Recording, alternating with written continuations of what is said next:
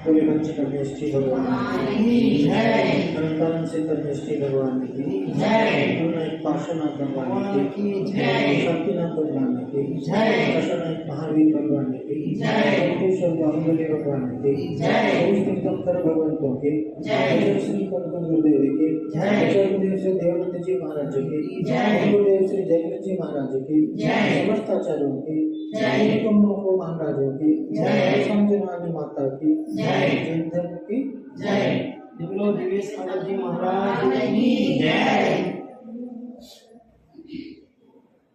आत्म रूप अनुपम अद्भुत, याहि लखे भव सिंधु तरो, आत्म रूप अनुपम अद्भुत, याहि लखे भव सिंधु तरो, अल्प काल में भरत चक्रधर, अल्प काल में भरत चक्रधर, निज आत्म को ध्याया करो, निज आत्म को ध्याया करो, केवल ज्ञान पाए भोरी बुद्धि, तत्क्षण पायो लोक शिरो, आत्म रूप अनुपम अद्भुत।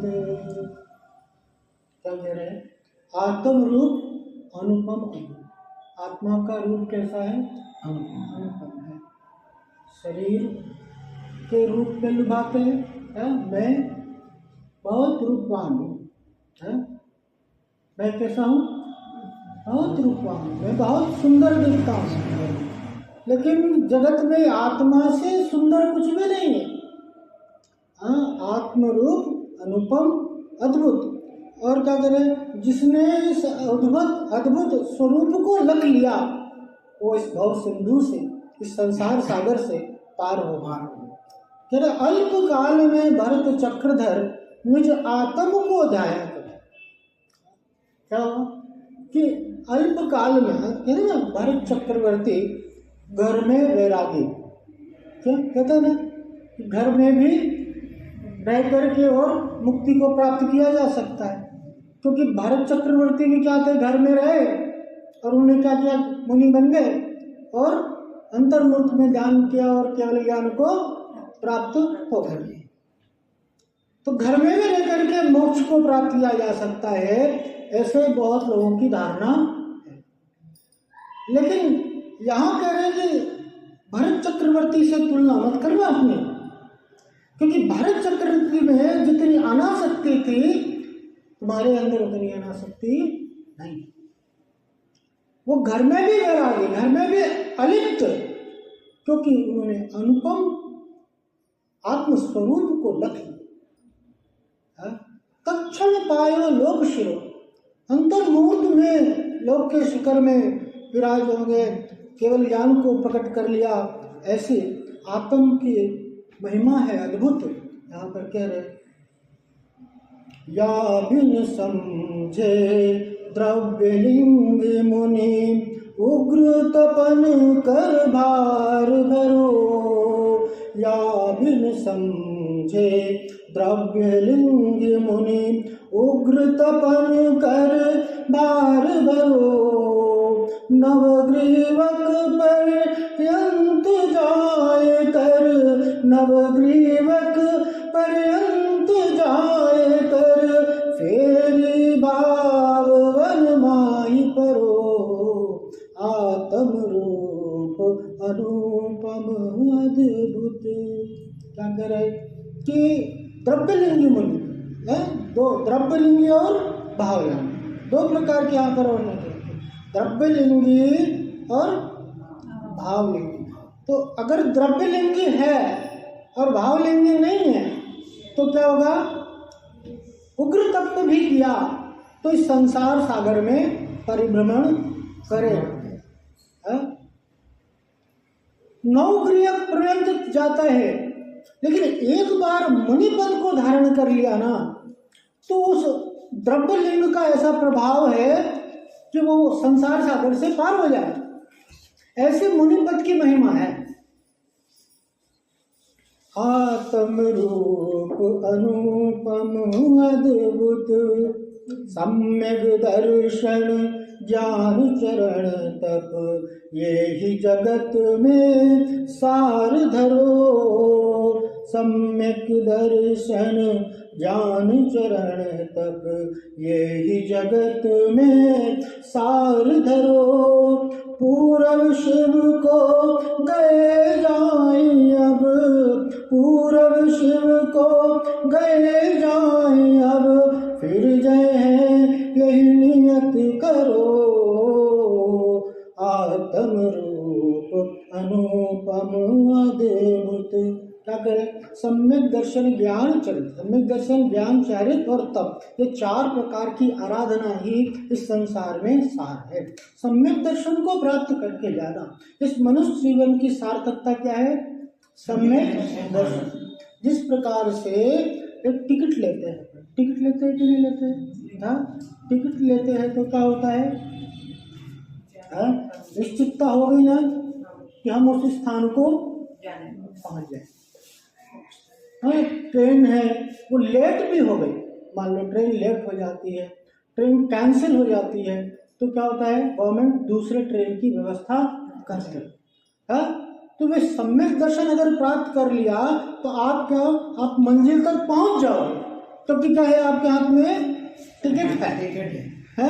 तो ये सम्यक दर्शन लेकर के संसार से जाना है। सम्यक दर्शन के साथ अगर इस संसार से चले गए तो ये बहुत सार्थक हो गया। और सम्यक दर्शन के अभाव में क्या होगा? फिर वो संसार परिभ्रमण, फिर वो दुख का तारतम्य, इस प्रकार से संसार बढ़ता रहेगा।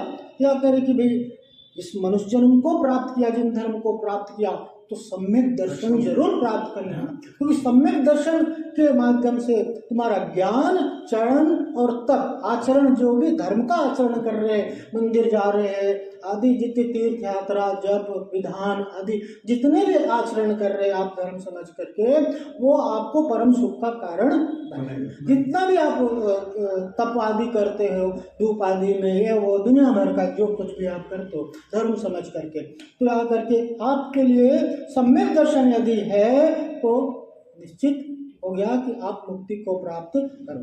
पूर्व शिव को गए जाए, अब जैसे पूर्व में जितने भी मोक्ष को प्राप्त किए गए, फिर जाए यही नियत करो कि हम भी मुक्ति की ओर अपना लक्ष्य करेंगे। जैसे जिस प्रकार से इस मोक्ष मार्ग के माध्यम से सभी ने मुक्ति को प्राप्त किया, कि हम भी इस मोक्ष मार्ग पर अग्रसर होंगे, इस प्रकार की निश्चितता होनी चाहिए। सबसे बड़ी बात क्या है कि जहां आपने मंजिल निश्चित कर लिया ना, फिर आपको मंजिल प्राप्त करने में देरी नहीं है। चाल कैसे भी हुआ, धीमी चाल हो, कोई दिक्कत नहीं है। चाल अगर धीमी है कोई दिक्कत नहीं है, अगर मंजिल निश्चित कर लिया ना तो पहुंच जाओगे। अगर मंजिल ही निश्चित नहीं है तो क्या होगा?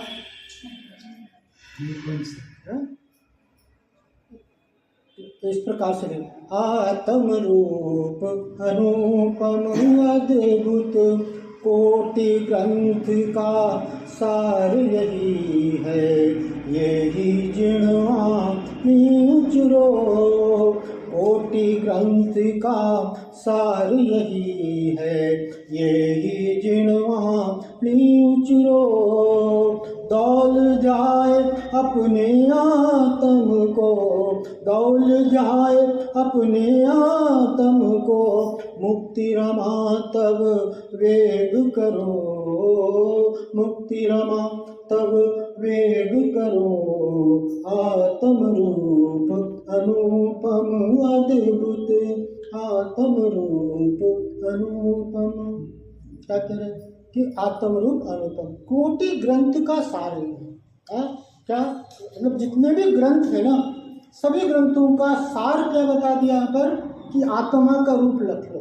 जितने अपने धर्म में जितने भी शास्त्र हैं, समस्त शास्त्रों का सार यही है कि अपने स्वरूप का बोध करो, किसी प्रकार से तुम्हें तुम्हारी स्वरूप का बोध हो जाए, यह आत्म जिनवाणी यही उछो, ये जिनवाणी यही कहती है, समस्त जिनवाणी का सार यही है कि जिसने अपने आत्म स्वरूप को लख लिया तो सब सामने। कितना भी ग्रंथ पढ़ लो, सभी ग्रंथ का ज्ञान हो जाए, प्रखंड विद्वान बन जाए, बहुत बढ़िया है ये, लेकिन आत्मस्वरूप का उसको बोध नहीं है ना, तो सारा जितना भी है ना संसार का कारण बनेगा। दौल ध्याय अपने आत्म को मुक्ति रमाताओ वेग करो। दौल ध्याय यहाँ दौलत राम जी का, लेकिन दौलत राम यहाँ पर अपने स्थान लगा लेना। क्या दौलत राम जी की कहा अपना कि अपने आत्म को लखो और मुक्ति रमा तब वेग करो, और मुक्ति रमा मुक्ति रूपी नहीं मंजिल की ओर अपने पथ को अग्रसर करो। इस प्रकार से ये आत्मा का स्वरूप अद्भुत है, अनुपम है, और जिससे इसका बोध हो जाता है, जिसे इसका भान हो जाता है, उसे और कुछ नहीं सुहाता। ऐसा एक आत्म का स्वरूप सभी को प्राप्त हो, सभी अपने आत्म स्वरूप में के माध्यम से, आत्मबोध के माध्यम से सभी इस संसार से पार हो, सभी का हित हो, सभी का कल्याण हो। इसे मंगल भावना से यहीं तक।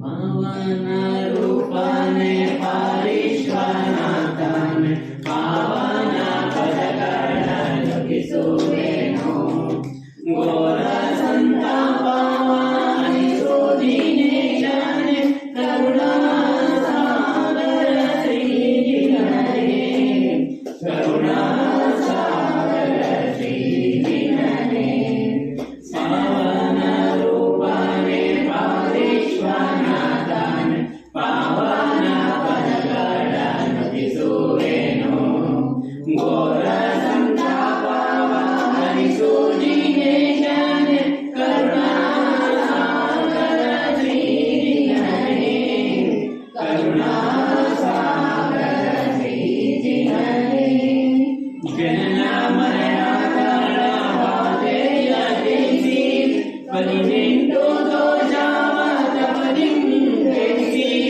जनना मरणा काला बाधे यतिसी परिनिष्ठो दोषावत परिनिष्ठेसी किरेयोला अनुपमा धीरा निर्जनिसी किरेयोला अनुपमा धीरा निर्जनिसी कुशलानि मुक्तिया दारिया जनिसी कुशलानि मुक्तिया दारिया जनिसी पावन रूपाने पारिश्वनाथाने पावन पदकर्णन किशोरेनो घोर संतापानि सोदिने जाने करुणा सागर श्रीजिनने करुणा सागर श्रीजिनने विश्वसेना महाराजन कंदा माते श्रीरामीला देवी आनंदा विश्वसेना महाराजन कंदा माते श्रीरामीला देवी आनंदा मरिसुवा हृदय के नित्यानंदा मरिसुवा हृदय के नित्यानंदा करुणीसे नगे सुज्ञानादि नेत्र करुणीसे नगे सुज्ञानादि नेत्र पावन रूपाने पारिश्वनाथाने पावन पदकर्णन किशोरेनो घोर संतापानि सोदिने जाने करुणा सागर श्रीजिनने करुणा सागर श्रीजिनने। स्वामी भगवान की जय।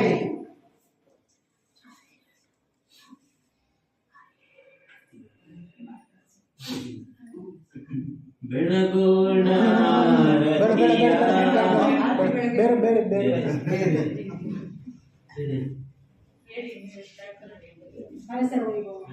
ಅರಸರ ವೈಭವ ಸುರರ ವಿಮಾನವು ತನಯೌವನ ಸಂವರವಿಲ್ಲ ನಿರುತವು ನೆನೆದರೆ ಇಂದ್ರಿಯ ಭೋಗವು ಎಂದೂ ನಿಲ್ಲದು ಸ್ಥಿರವಲ್ಲ ಮೇಲಿದ ಕಾಮನ ನಿಲ್ಲಿನ ತೆರೆಯಲಿ ನೋಡಲು ಮತ್ತಲ್ಲೇನಿಲ್ಲ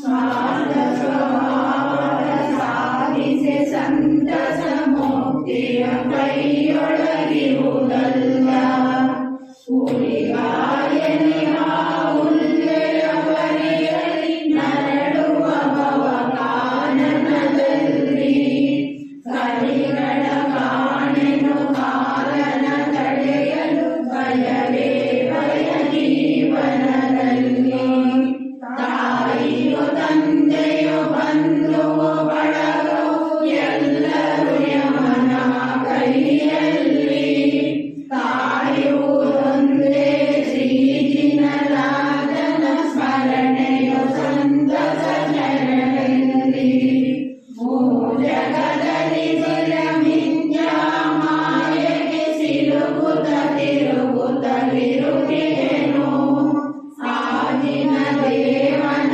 ಕಾಣದೆ ಭ್ರಮೆಯಲ್ಲಿ ಕಾಲವನಂತರ ಕಳೆದಿಯೇನು ಈ ಜಗದಲ್ಲಿ ಬರೀ ದುಃಖವಲ್ಲದ ಶಾಶ್ವತ ಶಾಂತಿಯು ಬಿಟ್ಟಿಲ್ಲ ಭಜಬಹುಯಾತ್ಮನೆ ಭವಹರ ದೇವನ ಹುಟ್ಟು ಸಾವುಗಳು ಮತ್ತಿಲ್ಲ ಹುಟ್ಟುವ ಸಾಯುವ ಸಮಯದಿ ಸಂಗಡ ಖಂಡಿತ ಬರುವ ಮರಾರಣ್ಣ ಹುಟ್ಟಿರಲೇನಿದೆ ಬಾಳಲಿ ಗಳಿಸಿದೆ ಮೆಲ್ಲನೆ ಮರೆಯದೆ ನೋಡಣ್ಣ ಬರುವುದು ಶುಭಾಶುಭಾಷಿತ ಕರ್ಮವು ಯಾರಿಗೂ ಯಾರೂ ಜೊತೆಗಿಲ್ಲ ಮರದಲ್ಲಿ ಸೇರಿದ ಹಕ್ಕಿಗಳಂದಲ್ಲಿ ಸೇರುವುದಲ್ಲ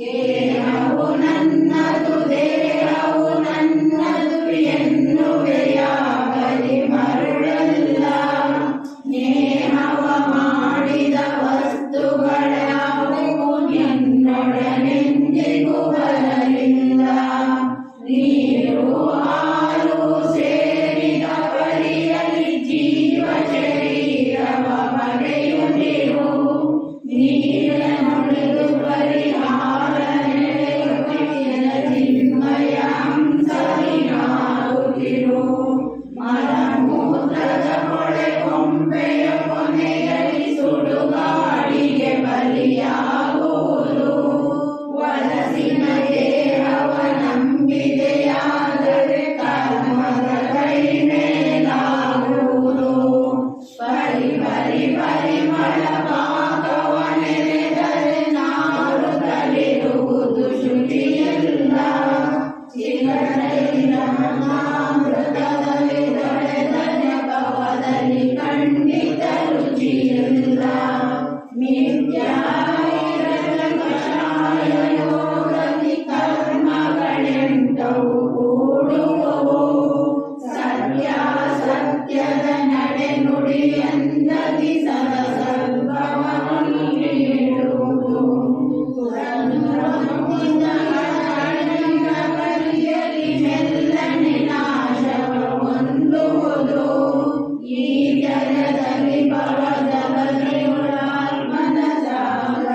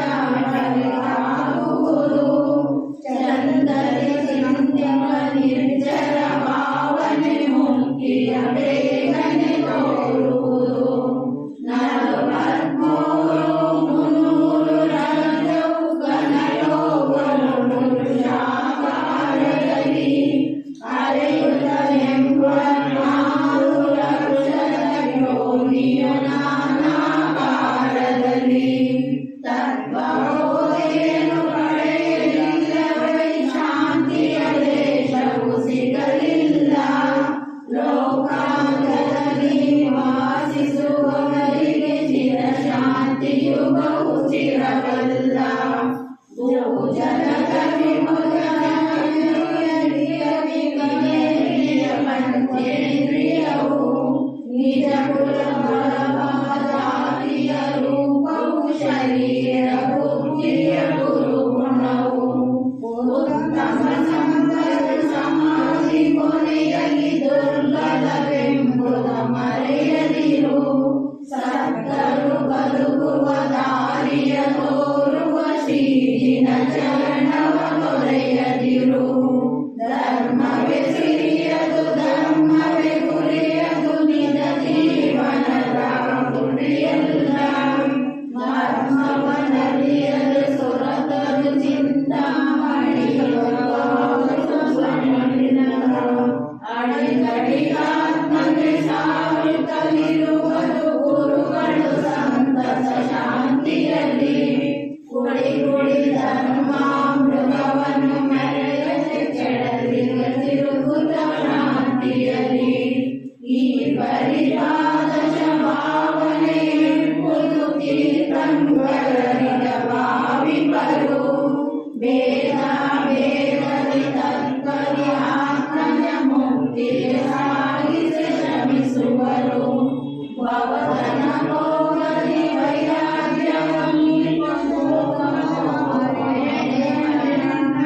ಭಾವಿಸು ಈ ಪರಿಜ್ಞಾನವಲ್ಲಿಯೂ ಮೋಕ್ಷದಿ ಚಿರದಿನ ಮೆರೆಯಣ್ಣ. ಓಂ ನಮೋ ಹರಿಣಾಣಂ ನಮೋ ಸೀತಾಣಂ ನಮೋ ಆರ್ಯಾಣಂ ನಮೋ ವಜ್ರಾಯಾಣಂ ನಮೋ ಲೋಕೆ ಸೌವಸಾಹುಣಂ. निर्वाणी माता की जय।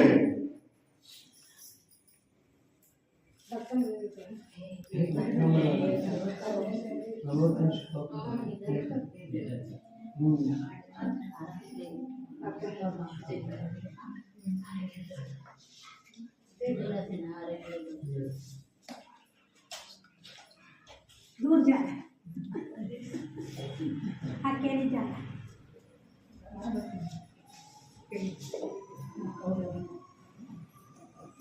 आपका संगी रहता है